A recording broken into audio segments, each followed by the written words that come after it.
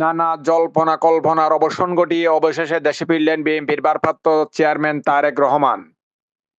তার আগমনকে ঘিরে সারা দেশে যে নিরাপত্তা জোরদার করা হয়েছে তার অংশ হিসেবে আমরা এই মুহূর্তে রয়েছি ঠিক তারেক রহমান যে তার বাসাটি উঠবেন, অর্থাৎ গুলশান এভিনিউ 196 নম্বর যে বাসাটি রয়েছে তার বাসার সামনে আমরা দেখতে পাচ্ছি কয়েক ধরনের নিরাপত্তা জোরদার করা হয়েছে।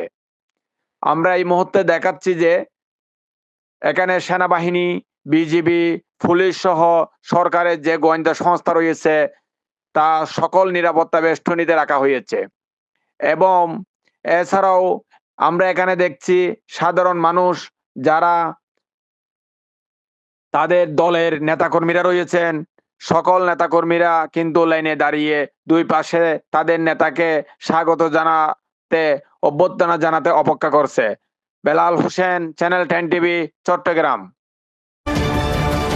চ্যানেল 10, সত্যের সন্ধানে আমরা।